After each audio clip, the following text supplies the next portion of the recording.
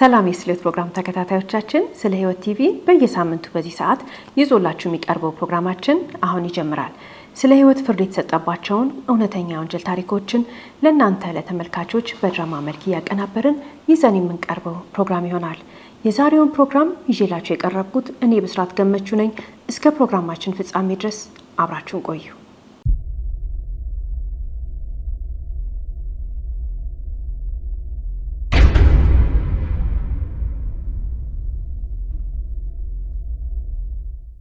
ያለፉት 3 ዓመታት ሮዛ ያመነችው ይሄ ግለሰብ ከፈጣሪ የተሰጣት ስጦታ ነው። ከዚህ ግለሰብ ጋር በቪዲዮ አብሮ ይጸልያሉ፣ ይተማመናሉ፣ ለወደፊት ህይወታቸው ይመካከራሉ። ሮዛና ታዲዮስ 3 ዓመታትን በፍቅር ሲያሳልፉ አሁን ያሉበት ደረጃ ለነገ ኑሯቸው ተስማምተው ነው አብሮ ለመኖር ለመጋባት። አምነዋለች፣ አምኗታል። የት ነው የምኖረው ትለዋለች። ምክንያቱም እሷ የምትኖረው አሜሪካ ነው፣ እሱ ደግሞ ያለው አገሩ ነው። የት እንኖራለን? እንዴት ሆኜ ነው የምኖረው ስትለው በቪዲዮ ቤቱን ያሳያታል። እዚህ ቤት ውስጥ ነው የምትኖሪው፣ ይሄ የኔና ያንቺ ቤት ነው ይላታል። ሮዛ ካለችበት አሜሪካ ጠቅልላ አሁን ወደ ሀገሯ ልትመጣ ነው። ማንን ተማምና? ይሄንን ታዲዮስ የተባለውን ግለሰብ። ሌላ ምንም የተማመነችው ነገር የላትም።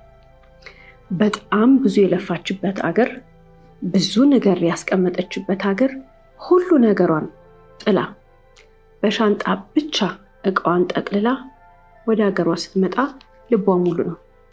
ይህንን ታዲዮስ የተባለን ግለሰብ አግብታ ልጆች ወልዳ ለመኖር ትክክለኛ ሰዓት ነው ብላ አምናለች። መጣች። እሷ በመረጠችው ቀን ሰርፕራይዝ ልታደርገው በሻንጣ ስጦታ ይዛለት ልብስ፣ ጫማ፣ የተለያየ ነገር ይዛ ያችን ቀን የመረጠችበት ምክንያት አላት። በሩ ጋር ስትደርስ ሌላኛዋ ግለሰብ ደግሞ እንደዚህ አበባ ይዛ ጠበቀቻት። ማነሽ አንቺ ተባባሉ። ግለሰቧ ሴት 2 እንበላት። ምን አለቻት? ፍቅረኛው እንደሆነችና ታዲዮስን በጠዋት ለማየት እዚህ ጋር እንደተገኘች ነገረቻት። ቃል አጣች። ሮዛ ምንም ልትል አልፈለገችም። ወዲያው በሩ ተከፈተ። በሩ ሲከፈት ደግሞ ይህች ግለሰብ ወጣች ከውስጥ። በሩን የከፈተችላቸው ግለሰቧን ያየ ሰው የሚረዳው አንድ ነገር አለ። ወይ እዛ ቤት ነው የምትኖረው፣ ወይ እዛ ቤት ነው የምታድረው። ምን ፈለጋችሁ አለቻቸው። 3ቱም ግራ ተጋቡ። እኔ አለቻቸው የዚህ ቤት ባለቤት ወይንም ደግሞ የታዲዮስ ሚስት እንደሆነች ነገረቻቸው። ማናችሁ እናንተ አለቻቸው። አልመለሱላትም። 3ቱም ተፋጠጡ። ይህችኛዋ ሴት ታዲዮስን በጠዋት ለምን አበባ ይዛለት መጣች? ሴት 2 ያልናት። ሮዛን በዚህ በኩል በሻንጣ ስጦታ ይዛለት መጣለች። 3 የተለያዩ ሴቶች፣ 3 ተመሳሳይ ቃል ኪዳን፣ 3 የተለያየ የፍቅር ታሪክ፣ ግን አንድ ወንድ።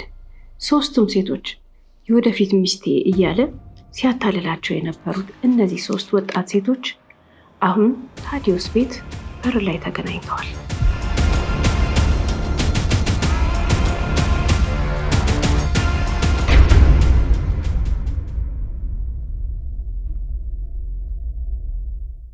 ላለፉት በርካታ ዓመታት ሮዛ በምትኖርበት አሜሪካን ሀገር በጣም ጎበዝ ልጅ ናት። በርካቶች ብዙ ነገር ይመሰክሩላታል። እቺ ልጅ እዛ ሀገር መኖር ሰልችቷታል። ብቸኝነት ነው የሰለቻት። እዛ ሀገር ስትኖር የራሷ የሆነ ወይንም ደግሞ የኔ የምትለው ብዙም ዘመድ የላትም። ግን ሮዛ በጣም ጠንክራ ትሰራለች። ያገኘችውን እድል ሁሉ ተጠቅማበታለች። ሮዛ ታዲያ አንድ ጥያቄ አላት። እሱም ማግባት መውለድ ትፈልጋለች። እህቶቿ፣ ታናናሾቿ፣ ወንድሞቿ፣ ያክስቷ ልጆች፣ ያጎቷ ልጆች፣ አብራቸው የተማሩ ሰዎች በሙሉ ትዳር መስርተው ወልደዋል። እሷ ግን ያንን እድል ለማግኘት አልቻለችም። የሞከረቻቸው የፍቅር ህይወቶች አልተሳኩላትም። ግን ሰዎች በተለያየ መንገድ የሚነግሯት ነገር አለ። በጣም ጎበዝ እንደሆነች፣ በጣም እንደሚኮሩባት፣ በተለይ ቤተሰቦቿ የምታረገውና የምትሰራው ነገር ሁሉ ያስደንቃቸዋል። ሮዛ ግን አሁን እየሰለቻት እየመጣች ነው። በዚህ ሰዓት የምትፈልገው ነገር አገሯ መምጣትና አግብታ ልጅ ወልዳ መኖር ነው። ምክንያት አላት ይሄን የምትልበት። ሮዛ ይሄ አይነት ስሜት ላይ ያለች ነበረ በፌስቡክ ከዚህ ግለሰብ ጋር የተገናኙት። በፌስቡክ ግን ያገናኛቸው በፌስቡክ እንዲተያዩ ፌስቡክ እንዲተዋወቁ ግን ያደረጋቸው ሌላ ሶስተኛ ሰው አለ። ግን ሁለቱ ፌስቡክ ላይ ፍሬንድ ሪኩዌስት ተላላኩና ከዛ በኋላ ማውራት ጀመሩ። ብዙም ጊዜ አልፈጀባቸውም። መልካም የሆነ የፍቅር ግንኙነት ጀመሩ። በጣም ጥሩ ግንኙነት ነው የጀመሩት። በጣም ተዋደዋል፣ ተስማምተዋል። ሮዛ አንዱ አመት ወደ ሁለተኛው አመት ሲመጣ እየነገረችው የመጣችው ነገር አለ። ምንድነው? በምትኖርበት የአሜሪካን ሀገር የመኖሪያ ፍቃድ ጋር ተያይዞ ከኢሚግሬሽን ጋር ችግር አላት ማለት የሷ የመኖሪያ ፍቃድ የተስተካከለ አይደለም። በየጊዜው ፍርድ ቤት ትሄዳለች፣ በየጊዜው ትመላለሳለች። በማንኛውም ሰዓት ወደ ሀገሯ ሊመልሷት እንደሚችሉ ስጋት አላት። ይሄ እሷ ላይ ብቻ የደረሰ ነገር አይደለም። በርካቶች በዚህ አይነት መንገድ ሄደው ያውቃሉ። ከዛሬ ነገ ወደ ሀገሯ እንደምትባረር ታስባለች። ምንድነው ምክንያቷ? የራሷ የመጣችበት ወይንም ደግሞ አገባቧ ህጋዊ አልነበረም። ከዛ በኋላ ደግሞ መኖሪያ ፍቃድ እንድታገኝ ብላ የሄደችበት መንገድ አልተሳካላትም። ያንን ነገር ሳትዋሽን የነገረችው ከዛሬ ነገ ወደ ሀገሬ ይመልሱኛል ትለዋለች። ከዛሬ ነገ ዲፖርት ብደረግ፣ ከዛሬ ነገ እንደዚህ በሆን እያለች በጣም ብዙ ጭንቀትን ታወራዋለች። የፍርድ ቤት ቀጠሮ ሲኖራት አብሯት ይጨነቃል። ግን ደጋግሞ የሚላት ነገር አለ። ጥለሽ ነይ፣ እኔ ያለሁልሽ ይላታል። የት እኖራለሁ ስትለው ይሄኔ መሰለ ቤት ብሎ በቪዲዮ ያሳያታል። በስተመጨረሻ ግን ሮዛ ልቧ በጣም መምጣት ፈለገ። ምክንያቱም ተስፋ እያጣች መጣች ከመኖሪያ ፍቃዷ ጋር ተያይዞ። አንዳንድ ጓደኞቿ ታዲያ ለምን ወደ ካናዳ አትሄጂም ይሏታል። አሁን ሌላ የስደት ዘመናትን ማሳለፍ አልፈለገችም። ለምን? ደስተኛ ናት። በእርግጥ አሜሪካም ጥላ መምጣት ካናዳንም አልፈልግም ማለት፣ ከዛ ቀጥሎ ደግሞ አገሯ መግባት የፈለገችው ዋነኛው ምክንያት ከታዲዮስ ጋር ጥሩ የሆነ የፍቅር ግንኙነት ስላላቸው የጓጓችለት ትዳር አላት። ቤተሰብ በመስረት ጓጉታለች፣ ፈልጋለች፣ ደስተኛ ናት። ጸሎቷን ፈጣሪ እንደሰማው ተረድታለች። ስለዚህ ታዲዮስ ጋር ለመምጣት ቸኩላለች። የሚነግራትን ነገር ሁሉ ከሰማች በኋላ አንድ ጊዜ አንድ ጥያቄ ጠየቀችው። ግን ብመጣ እዛ ምን እሰራለሁ አለችው። ምክንያቱም ብዙ የሰራችው ስራ አሜሪካ ሆና በጉልበቷ ነው። ትምህርት ቤት አልሄደችም፣ እዛ ሆና በተጨማሪ ደግሞ ሙያም አልተማረችም። በጉልበቷ ግን እየሰራች ብዙ ቁም ነገር ያደረገች ልጅ ናት እቺ ሴት። ከዛ መጨረሻ ምን ተስማሙ? እኔ አላት የኤሌክትሮኒክስ እቃ ያስመጣል ይሄ ሰው። ከሚያስመጣው የኤሌክትሮኒክስ እቃዎች መካከል የተወሰኑትን ባንቺ ስር አድርገን ሱቅ እንከፍትና አላት። በጣም ቆንጆ ሱቅ አድርጌ አስተካክዬልሽ እዛ እየሰራሽ ስራውን ተሳድጊዋለሽ። በተወሰኑ እቃዎች ብቻ በመያዝ ታዋቂ ትሆኛለሽ። ይሄንን እቃ የምታመጣውና የምታከፋፍለው ተብለሽ ስምሽ እንዲጠራ አድርጋለሁ አላት። አመነችው፣ ተስማሙ። ይሄ ግለሰብ የሚያመጣቸውን እቃዎች ውሸቱን አይደለም የእውነት ያስመጣል። ይሄ ግለሰብ ብዙ እቃዎችን ያስመጣል። አንዱ እቃ ግን እነዚህ የኤሌክትሮኒክስ እቃዎች ናቸው። ተግባቡ፣ ተስማሙ፣ ተማመኑ። ሮዛ ታዲያ ጠቅልላ ከአሜሪካ ወደ ሀገሯ ለመምጣት የተምታታባት ሰዓት ላይ ነች። አሁን ግን የመጨረሻ ውሳኔ እንድትወስን ያደረጋት የቤተሰቦቿ ፍቃድ ነው። ቤተሰቦቿ አንዴ ከመጣች ተመልሳ መሄድ እንደማትችል ጠንቅቀው ያውቃሉ። ይሄንን ጠንቅቀው እያወቁ ግን ታዲዮስን ስለወደዱት በሽምግልና ወቅት ልጃችንን ውሰዳት ብለው መርቀውታል። እሺ ብለው ፈቅደው ሰጥተውታል። አሁን እጮኛዋ ነው። በጣም ነው የሚወዱት፣ በጣም ነው የሚያከብሩት። ለሱ ትልቅ ቦታ አላቸው፣ አምነውታል። ስለዚህ ከታዲዮስ ጋር መተሽ የትዳርን ክብር አይተሽ ልጆች ወልደሽ አጠገባችን ሆነሽ ብትኖሪ ደስ ይለናል አሏት እናቷም አባቷም። እሷም ይሄን ሀሳብ ተቀበለች፣ ተደሰተች። ስለዚህ እመጣለሁ ብላ ውስጧ ቁርጥ ያለ ውሳኔ ላይ የደረሰው ትልቁ ምክንያት ከእናትና ከአባቷ ያገኘችው ይሄ እንድትተማመን እንዳትፈራ ታዲዮስን እንድታምነው ወደ ሀገሯ መምጣት እንድትጓጓ ያደረጋት ነገር ነው።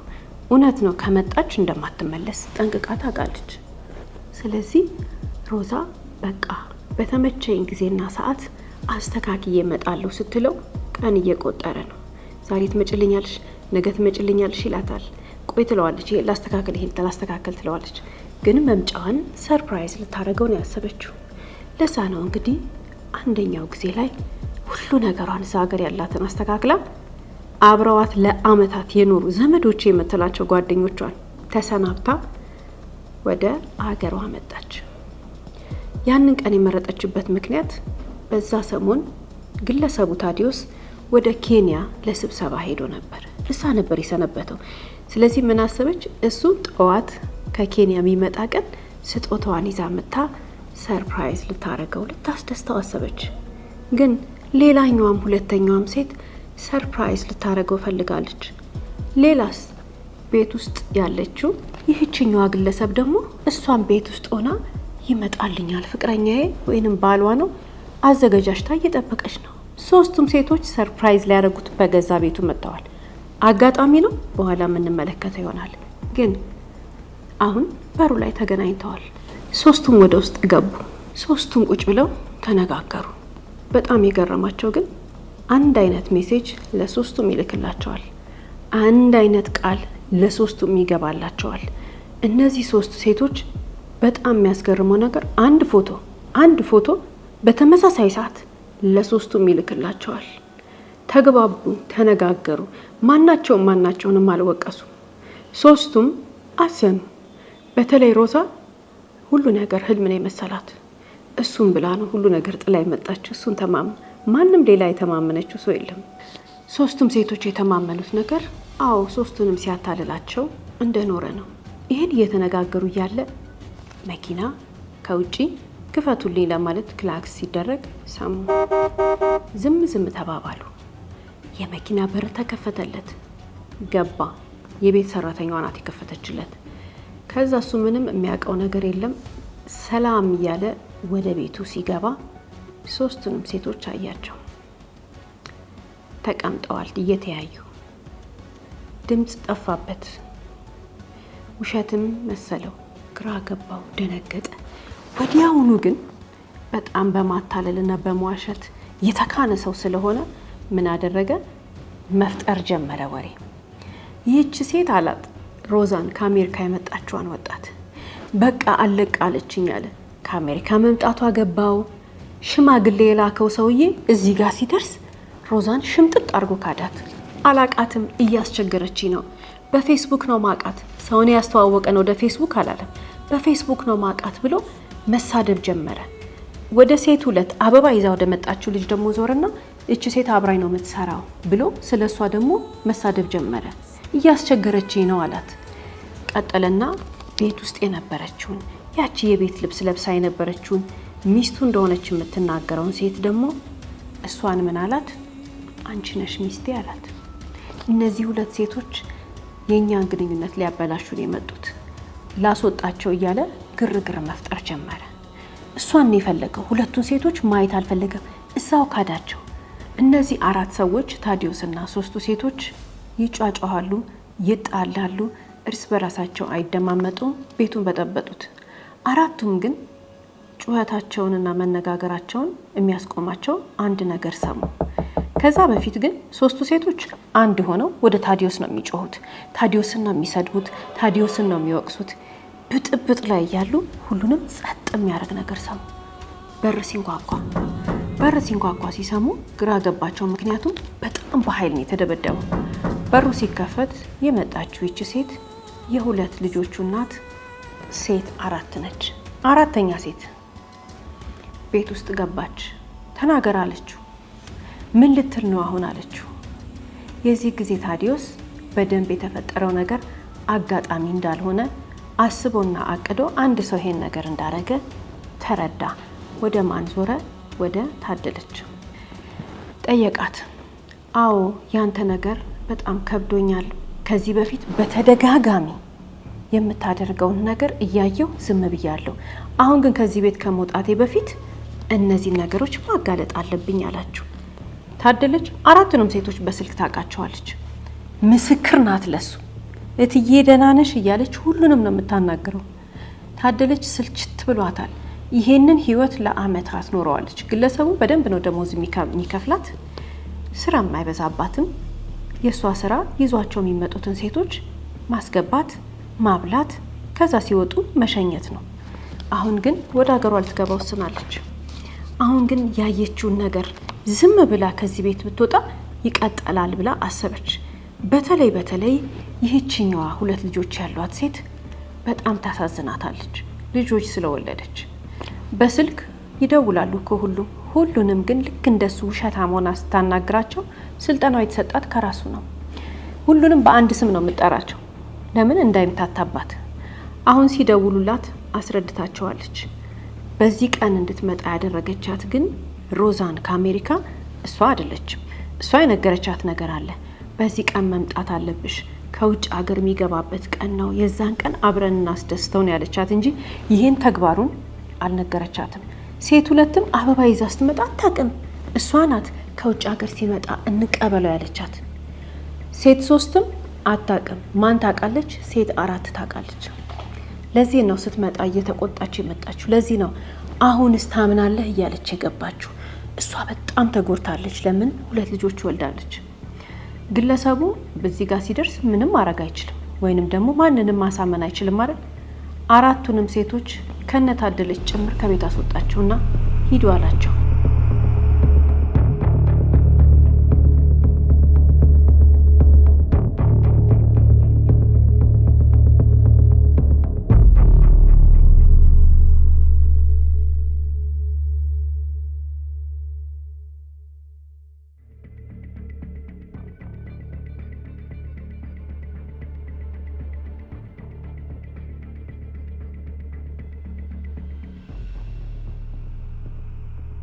አራቱም ተነጋገሩ። ታደለችም አለች ከነሱ ጋር ነገ በዚህ ሰዓት አሉ እዚህ ጋር ተገናኝተን ሄደን እንከሰዋለን ተባብለው ተስማምተው ተለያዩ።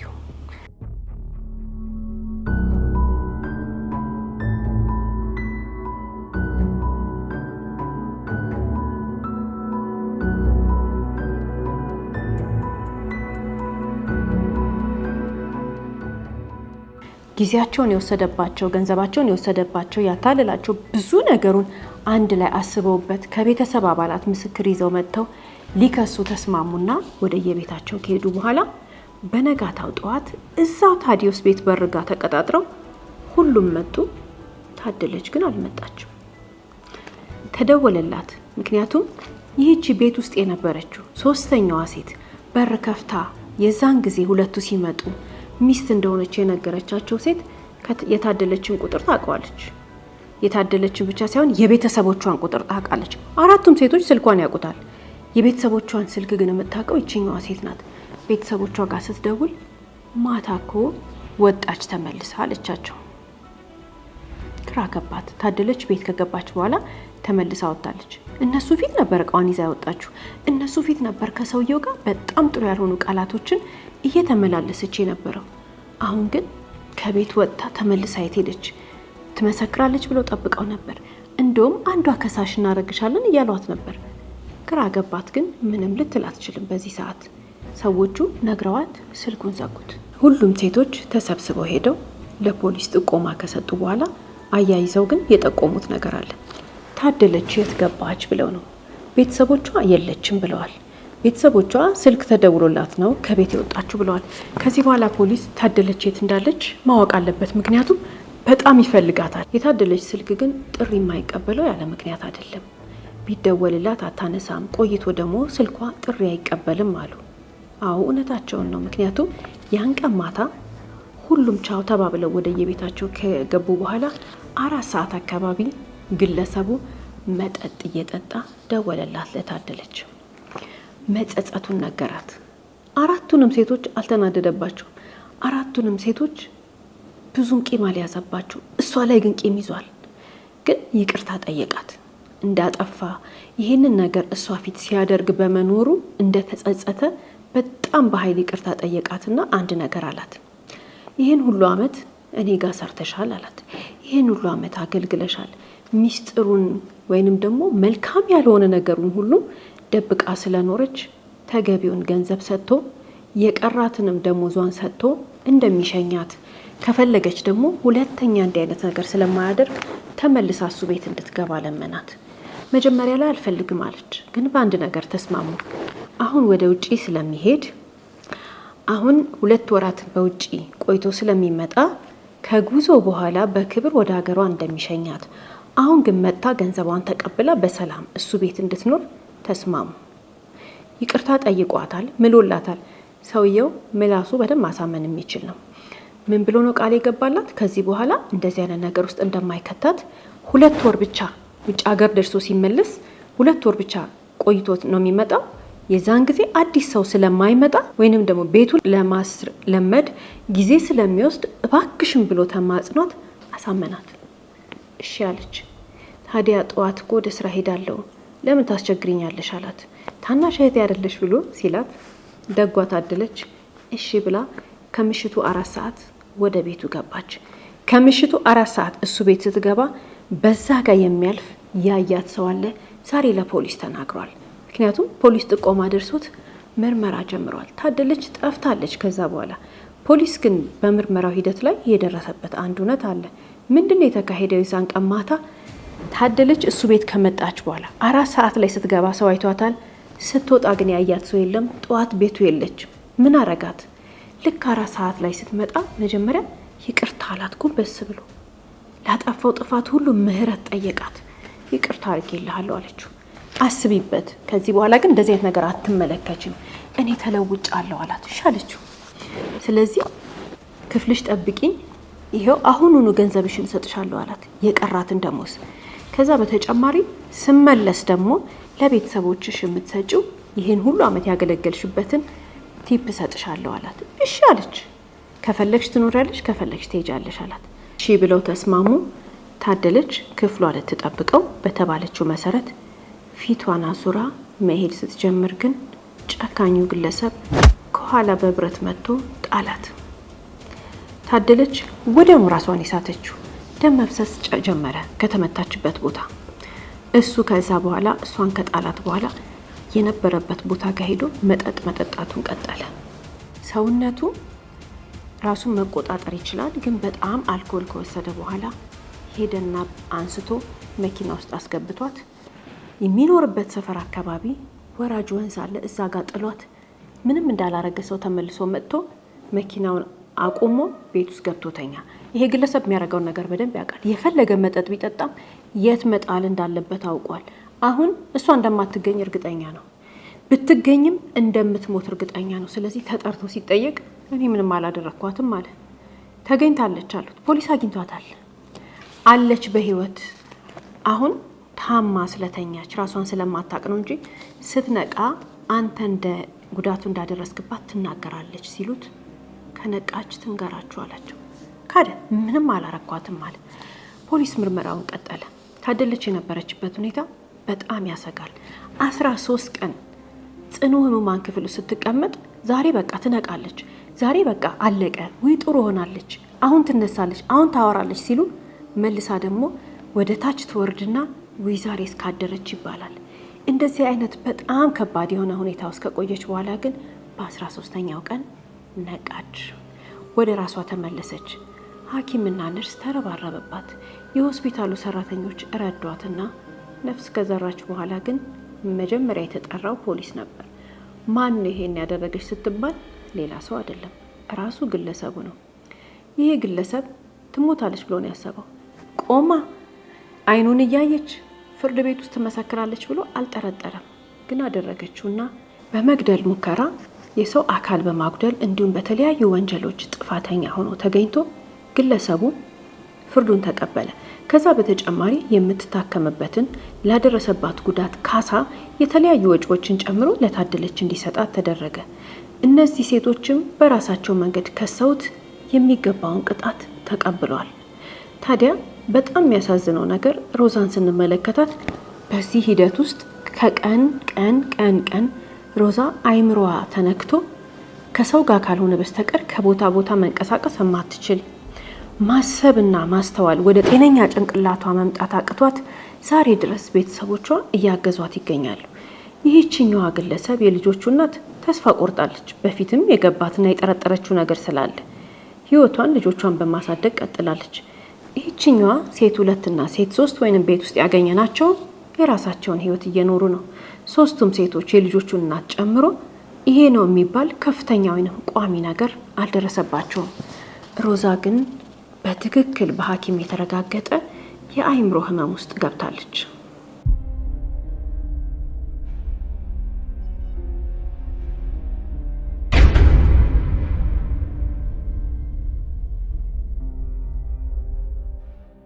ሁልጊዜም ከታሪኮቻችን መጨረሻ የምንመለከታቸው በርካታ ሀሳቦች አሉ።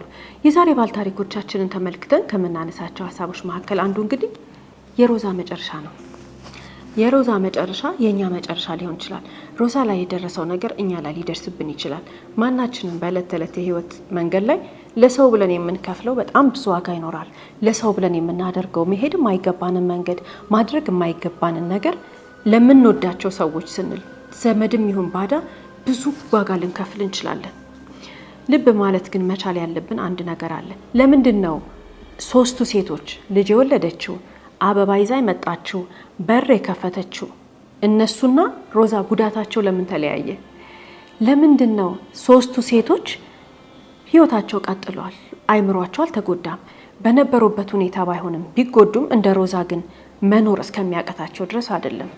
የህይወታቸውን መሪ ለሱ ብለው ስላልቀየሩ የህይወታቸውን የሚሄዱበት የነበረውን ነገር በሱ ምክንያት ከአንድ መስመር ወደ ሌላ መስመር አልቀየሩም። ሮዛ የያዘችው የራሷ ህይወት መንገድ ነበራት። እሱን ተማምና አልነበረም መምጣት የነበረባት። እሱን ብላ አልነበረም አንድ ውሳኔስ በህይወቷ ላይ መወሰን ያለባት። እኛም ሁላችንም ማስተዋል ያለብን አንድ ነገር አለ።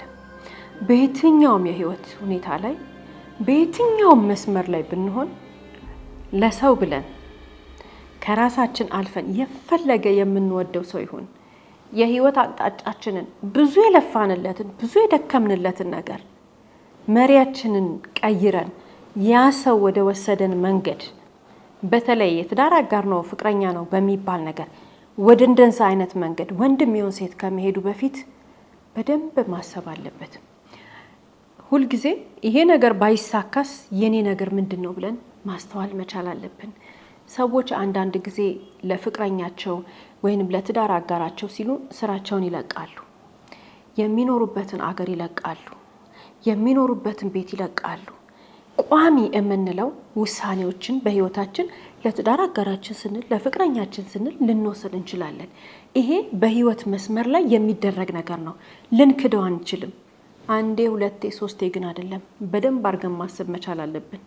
የኛ የህይወት መስመር መጀመሪያ እኛ ያሰመርነው እኛ የምንሄድበት ተመልሰን ማናገኘው ወይንም ደግሞ ተመልሰን ብንመጣ የምናጣው ከሆነ ለማብለን ያንን ነገር እንደምንተው ማወቅ መቻል አለብን። በተቻለን መጠን ስኬት ያየንበት ደስታ ያገኘንበት ለኛ ጥሩ የሆነ ውጤት ያገኘንበትን ቦታ ለሰው ብለን መልቀቅ የለብንም። ስራ በተለይ ህይወታችንን የገነባንበት ስራ ማንነታችንን የሰራንበት ሁኔታ ላይ ራሳችንን ያገኘንበት ቦታ ላይ በፍጹም ከመነሳታችን በፊት መልቀቃችን ትተን ከመሄዳችን በፊት ምን እንደሆነ ማስተዋል አለብን። በጣም ብዙ ሰዎች አድገው ተምረው ለቁም ነገር ከደረሱ በኋላ ወይ በቀለም ትምህርት ገፍተው ሄደው አለበለዚያ ደግሞ በሙያ በርትተው የሆነ ነገር እጃቸው ላይ ያስገቡና ቤተሰቦቻቸው እሰይ ልጅ የተሳካለት ከጎናቸው ያሉ ጓደኞቻቸው የሰፈራቸው ሰዎች እሰይ ብለው ያንን ፍሬ ያገኙበትን ነገር ተደስተው እየኖሩ ከራሳቸው አልፎ ከጎናቸው ያለውን ሰው ከችግር ውስጥ እያወጡ ከድህነት እያላቀቁ ባሉበት ሰዓት ድንገት የትዳር አጋር ይመጣለታል ወይ ይመጣላታል። የዛን ጊዜ እነዛ ሰዎች በረከት ያገኙበትን እንጀራ ፍሬ ፈጣሪ የሰጣቸውን የተባረኩበትን ጥበባቸውን እጥፍ ያረጉና የፓርትነራቸውን የፍቅረኛቸውን ወይ ደግሞ የትዳር አጋራቸውን መንገድ ተከትለው ይሄዱና የህይወት መንገዳቸው ተዛብቶባቸው ወይ በዚህ እድሜው እንዲተሳክቶለት ወይ እሷ እኮ በዚህ እድሜዋ ጎበዝ እንደዚህ ተብላ በስተመጨረሻ መና ሆነው የቀሩ ብዙ ሰዎች አሉ። የህይወት መንገዳችንን ለማን ብለን እንደምንመርጥ ማስተዋል አለብን። ከማን ጋር ሆኜ ነው እኔ ያስኩትን የጨበጥኩትን ነገር ለቅቄ የሌላ ሰው መንገድ የሚይዘው ብለን መመልከት አለብን። አንዳንዶች የተባረኩ ናቸው። ወደ ህይወታችን ሲመጡ በእጃችን ያለውን ፍሬ እንዲያብብ ነው የሚያደርጉት። በእጃችን ያለውን በረከት እንዲበዛ ነው የሚያደርጉት። በሐሳብ ሰላም በመስጠት ወይንም ደግሞ በገንዘብን በማገዝ ወይም በጉልበት ከጎናችን በመሆን ያገኘናቸው አጋሮች እንዲያብብ ያደርጋሉ። አንዳንድ አንበጣዎች ግን አሉ መጥተው ያለውን ነገር እንዳለ ጥርግ አድርገው ወይ ሳይጠቀሙበት ወይ ሳንጠቀምበት እንዲጠፋ ያደርጋሉ።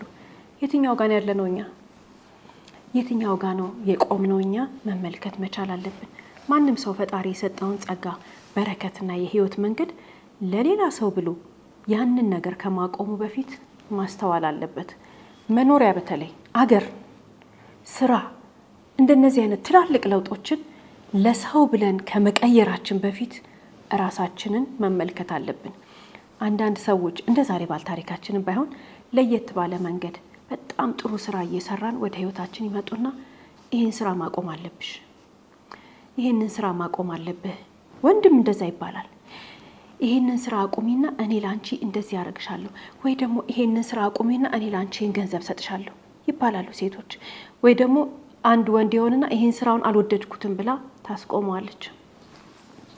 ሰው ጧት ተነስቶ ከእንቅልፉ ስራ የመስራት ፍላጎት ኖሮት የሚሰራውን ስራ አውቆ ተረድቶ ፈጣሪ ባርኮት ጤና ኖሮት አድጎ ተምሮ ወይም ደግሞ የሙያ ባለቤት ሆኖ አንድ ጊዜ ስራ ቦታ ሄዶ እንጀራ የበላበትን ነገር ትላንትና ወይንም ዛሬ በመጣ ሰው ምክንያት አቁም ሲባል ማስተዋል አለበት።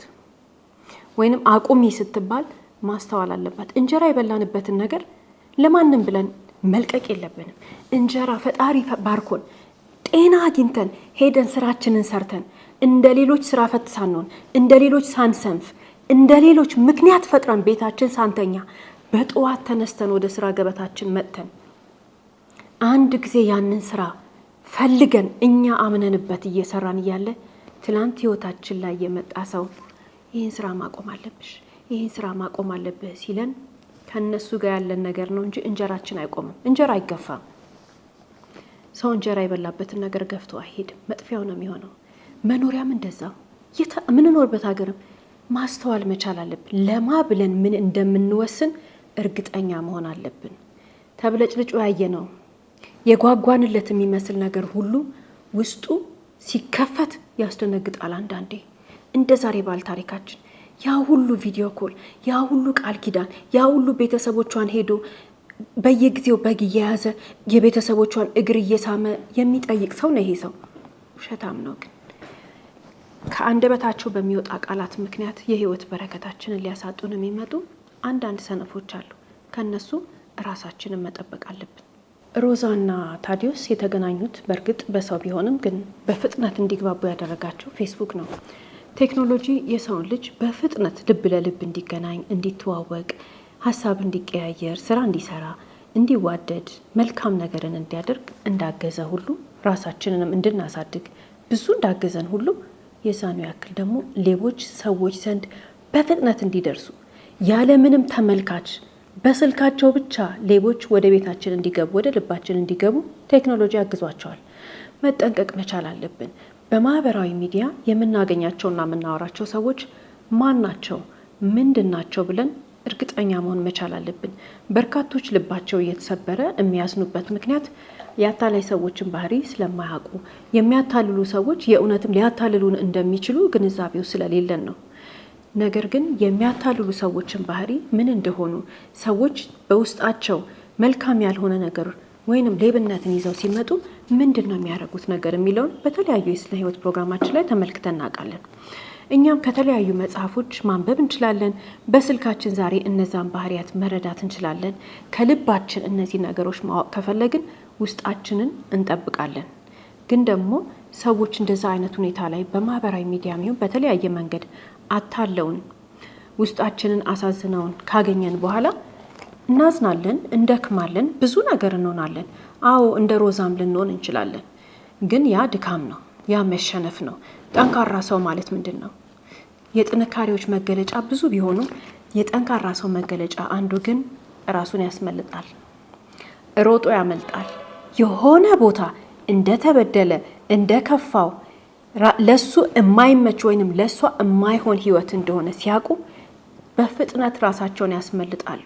ቁጭ ብለው እዛ ቦታ በረከታቸውን አያስበሉም። ቁጭ ብለው እዛ ቦታ እድሜያቸውን አያስበሉም። ቁጭ ብለው እዛ ቦታ አይጨቃጨቁም፣ አይከራከሩም፣ አይነታረኩም።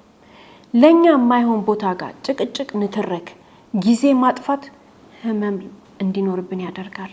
ወደ ህመም እንድንሄድ ያደርገናል። በህመም እንድንሰቃይ ያደርገናል።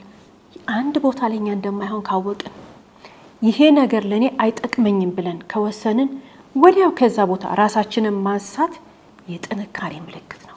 ወዲያው ራሳችንን ከዛ ቦታ ማውጣትና ህይወታችንን መቀጠል የጥንካሬ ምልክት ነው። የስንፍና ምልክት አይደለም፣ የፈሪ ምልክት አይደለም። ቢሆንስ ባይሆንስ እያልን እየተምታታን እዛ ውስጥ መኖር የሰነፎች መጠቀሚያ እንዳንሆን፣ የሰነፎች መጫወቻ እንዳንሆን፣ ሰነፎች በእኛ ላይ እንዳይሰለጥኑብን፣ ሰነፎች በእኛ ላይ አድቫንቴጅ እንዳይወስዱብን እርግጠኛ ሆነን አንድ ነገር ማወቅ ያለብን ልክ ለኛ እንደማይጠቅም እንደተታለልን፣ እንደተጎዳን፣ እየተበሳጨን ያለንበት ቦታ በፍጥነት ራሳችንን ማውጣት ነው። ራስን መውደድ፣ ራስን ማክበርና ጥንካሬ ማለት ይሄ ነው። ለራሳችን መቆም። የዛሬ ባል ታሪካችን ሮዛ ብዙ ተጎድታለች። ቤተሰቧን በጣም ተጎድቷል። ካጠገቧ ያሉት ሁሉ ዱብዳን የሆነባቸው፣ ሌሎቹም ሴቶቹም ተጎድተዋል። የሮዛ ግን የከፋው መጨረሻዋ በአይምሮ ህመም መሰቃየት ስለሆነባት ነው። በሰዎች ተደግፋ መኖሯ ነው። ከመጣችበት ነገር አንጻር፣ ከከፈለችው ዋጋ አንጻር ከሌሎቹ ትንሽ ስሜቱ ከፍ ይልብናል። ሮዛ ለምን እንደዚህ ሆነች? የሮዛ ስተት የቱ ጋር ነው ብለን ሁላችንም የምናስበው ነገር አለ። ግን እሷ ቦታ ብንሆን እኛም ልንሳሳት እንችላለን። ታዲያ ከእንደነዚህ አይነት ታሪኮች የምንረዳው ሌላው ትልቁ ነገር ምንድነው? ቤተሰቦቿንም እሷንም የጎዳው ግለሰብ ራሱንም እንደጎዳ ነው። ማረሚያ ቤት መግባቱ ብቻ አይደለም፣ ወይ ደግሞ በእነዚህ ሴቶች መጋለጡ አይደለም፣ መቀጣቱ አይደለም። ከምንም በላይ የህሊና እረፍት የሌለው ሰው ቢሆንም በሱ ኃጢአት፣ በሱ መጥፎ ነገር፣ በሱ ስራ እነሱ ተጎድተዋል። ከነሱ በላይ ግን በአይምሮ የሚታመመውና የሚሰቃየው እሱ ነው። በርካታ ሴቶች እህቶቻችን አታገቢም እንዴ፣ ለበጊዜ አትወልጅም እንዴ እየተባሉ ጭንቅላታቸው ላይ በሚቀመጥ ጫና ምክንያት ማግባት የሌለባቸውን ሰው አግብተው ወይንም ደግሞ መውለድ በሌለባቸው ሁኔታ ልጅ ወልደው ራሳቸውንም ቤተሰቦቻቸውንም የወለዱትንም ልጅ ችግር ውስጥ ሲከቱ እንመለከታለን። እንደ ማህበረሰብ ሴት ልጅ በዚህ እድሜሽ አግቢ፣ በዚህ እድሜሽ ውለጂ እያሉ ማሳቀቅ የሚያስከትለውን ጉዳት ካለመረዳት ብቻ ሳይሆን ሴቷ እንድታገባ ከመጓጓት ለሷ መልካም ከመመኘት መሆኑን እንረዳለን። ግን በርካታ ሴቶችን ብዙ ችግር ውስጥ እየከተተ ነው። ሮዛ አንዱ እዚህ ውስጥ እንድትገባ ያደረጋት ነገር የመኖሪያ ፍቃድ ችግሯ እንዳለ ሆኖ ግን ደግሞ ብዙ ሰዎች ወደ ካናዳ ሂጂ ይሏት ነበረ። እዛ ኖራ ስለነበረ ወደ ካናዳ ብትሄድ ምናልባት የተሻለ ህይወት ትኖር ነበር ወይስ እንደዚህ ነበር፣ እሷ ናት የምታውቀው። ግን ደግሞ ወደዚህ የመጣችበት ምክንያት ያጓጓት ትዳሩ ነበር፣ ያጓጓት ልጆች መውለዱ ነበር፣ እሷን ያጓጓት እድሜዋም ጭምር ነው ይላሉ ቤተሰቦቿ። እነሱ ስላስገደዷት እንደሆነ ቶሎ በያሉ እየጨቀጨቋት እንደነበረ ይናገራሉ። እኛ እስከ አጠገባችን ያሉትን ልጆቻችንን እንደዚህ እያልን እንጨቀጭቃቸዋለን። የሰው ልጅም እንደዛ እያልን እንጨቀጭቃለን። ከዚህ ተግባር መታረም እና መቆጠብ መቻል አለብን። ልክ አይደለም። ሴት ልጆችን በዚህ እድሜሽ አግቢ፣ በዚህ እድሜሽ ውለጂ እያሉ የሚጨቀጭቁ ሰዎች ያልተረዱት አንድ ነገር አለ። ሁሉ ነገር የፈጣሪ ጊዜ ነው። ሁሉ ነገር ፈጣሪ ሰዓት አለው። ሴት ልጅ ለአቅመ አዳም ስትደርስ ማግባት ባለባት ጊዜ በትዳር መጣመርን ፈጣሪ ነው የፈቀደላት። የፈጣሪ ፍቃድ ነው። ልጆች መውለድ የፈጣሪ ፍቃድ ነው። ቤተሰብ ግዴታዋንና መብቷን አውቃ ማስተዳደር፣ ልጆችን አንጾ ማሳደግ እና ድርሻዋን መወጣት ፈጣሪ የሰጣት ህይወት ነው፣ ፍቃድም ነው፣ የፈጣሪ ፍቃድ ነው። ግን ሰው በፍቃዱ እሱ ስለፈለገ ብቻ በዚህ ቀን ብሎ መወሰን አይችልም። የፈጣሪ ቀን የሚባል ነገር አለ። ሴት ልጆችን በዚህ አይነት ሁኔታ ማስረዳትና ማሳመን ነው እናትና አባት ያለባቸው ወይንም አሳዳጊ ያለባቸው። ይሄንን ነገር መንገር ነው። የምታገቢው ፈጣሪ በፈቀደ ቀን ነው። የምትወልጁ ፈጣሪ በፈቀደ ቀን ነው። አትቸኩይ ልጄ፣ አትቸኩል ልጄ እያሉ ልጆችን እየነገሩ ማሳደግ የወላጅ ግዴታ ነው። በጣም ብዙ ሴቶች እህቶቻችን በጣም ብዙ አይነት ጭንቀት ውስጥ እንከታቸዋለን። ሁሉም ሰው ያደረገውን ነገር አላረግም ይላሉ አንዳንድ ሴቶች እህቶቻችን። የነሱ መብት የነሱ ነው። እነሱ የሚፈልጉትን ነገር ይናገሩ፣ እነሱ የሚፈልጉትን ነገር ያድርጉ። የሰው አይምሮ ግን ባንጎዳ ጥሩ ነው። የሰው አይምሮን ግን ባናሸማቅቅ ጥሩ ነው። የሰዎችን ህይወት አደጋ ውስጥ የሚከቱ ነገሮችን ባናደርግ ጥሩ ነው። በርካታ ሴቶች ልጆቻችን፣ እህቶቻችን፣ ወገኖቻችን መሄድ የማይገባቸውን መንገድ የሚሄዱት አታገቢም ወይ አትወልጅም ወይ መውለጃ ጊዜ ሻለፈ የሚባለው ምላስ ፍራቻ ነው። በዚህ ዘመን መውለጃ ጊዜ አያልፍም። ቴክኖሎጂ የሚባል ነገር አለ። በዚህ ዘመን ማግቢያ እድሜ አያልፍም። የስራ ጊዜ ግን ያልፋል። የመማሪያ ጊዜ ግን ያልፋል። ሴቶች እህቶቻችን ከማግባታቸው ከመውለዳቸው በፊት ወደ ትዳር ከመጣመራቸው በፊት የራስሽ ቋሚ ገቢ ይኑርሽ፣ ራስሽን የምታስተዳድሪበት ነገር ይኑርሽ እንጂ ዝላይ ወደ ትዳር ዝላይ ወደ ልጅ ተብሎ መመከር የለባቸውም። ይሄንን ሀሳብ መቀበል የለባቸውም። ማንም ሴት በወር የምታገኘውን ራሷ የምትገዛውን እንጀራ፣ ራሷ የምትበላውን እንጀራ፣ ራሷ የምትጠለልበትን ነገር እሷ በተመቻት እሷ በተሳካላት የኑሮ ሁኔታ ራሷን ካደረሰች በኋላ ነው ወደ ትዳር የምትገባው እንጂ የራሷ ገቢ ሳይኖራት ወይ ሳትማር ወይ ደግሞ የምታውቀው የምትተማመንበት የእጇ ሙያ ሳይኖራት ዝላይና ትዳር ውስጥ ግቢ ማለት ትክክል አይደለም። ማድረግም የለባቸውም። ሴቶች እህቶቻችን መጀመሪያ ራሳቸው መገንባት አለባቸው። መጀመሪያ ለራሳቸው እንጀራ ራሳቸው መቆም አለባቸው። ይሄን ለልጆቻችን ለሴት ልጆቻችን ማስተማር አለብን። የራሳችሁን እንጀራ ከስገዛችሁ የራሳችሁን በወር 30 ቀን ሰርታችሁ የምታገኙትን ነገር ካገኛችሁ በኋላ ነው ልጆቻችን ወደ ትዳር መግባት ያለባችሁ። ተምራችሁ የምትኮሩበት ዲግሪ ካልሆነም የምትተማመኑት ሙያ በእጃችሁ ከያዛችሁ በኋላ ቀጥ አርጋችሁ ልብሳችሁ ለብሳችሁ በጠዋት ወደ ስራችሁ ከሄዳችሁ በኋላ የዛን ጊዜ ትክክለኛው ባል ትክክለኛው ልጅ ፈጣሪ በፈቀደው ጊዜና ሰዓት ይመጣል። መሯሯጥ አይጠቅምም። መሯሯጥ በኋላ ወደ መጥፎ መንገድ እንድንሄድና የማይሆን የማይገፋ የማያልቅ የችግር ዘመንን እንድንኖር ያደርገናል። ሴት ልጆችን አሯሩጠው ወደ ትዳር ያስገቧቸውና እነዛ ሴት ልጆች ከዛ ሰው ሲለምኑ ይኖራሉ። የንትን መግዣ ላጣርጋ ከቦርሳው አውጥታ 30 ቀን የተከፈላትን ደሞዟን አውጥታ የምትፈልገውን ነገር እንዳታደርግ የዘላለም የችግር ቁልፍ ውስጥ እንከታታለን። ይሄንን ከማድረግ መታቀብ አለብን። ምክንያቱም ማንም ሴት 30 ቀን ሰርታ የራሷን እንጀራ ገዝታ ከዛ በኋላ ተከብራ ስትኖር ክብር ያለው ሰው ጋር ነው የምትኖረው። የሚያከብራት ሰው ጋር ነው የምትኖረው። የሚወዳት ሰው ጋር ነው የምትኖረው። በልመና ግን እንጀራ በመፈለግ በመገደድ ከሆነ ግን እነዚህን ነገሮች ሳትመለከት የምታየው ገንዘብ፣ ምቾት፣ ብዙ ነገር ይሆንና የህይወት መንገዷ ወደ አልተገባ መንገድ ይሄዳል። ማስተዋል መቻል አለብን። ሴት ልጆችን አግቡ፣ ውለዱ እያለን መግፋት ህይወታቸውን፣ ማንነታቸውን፣ መንገዳቸውን እንደሚያስታቸው መረዳት አለብን።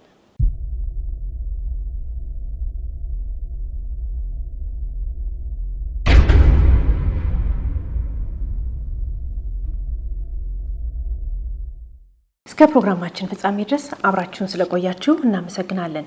ሳምንት በተመሳሳይ ሰዓት በአዲስ ታሪክ እንደምንቀርብ እየገለጽን እንደተለመደው በአድራሻችን አስተያየቶቻችሁን ላኩልን። እስከ ሳምንት ድረስ ቸርን ሰንብት።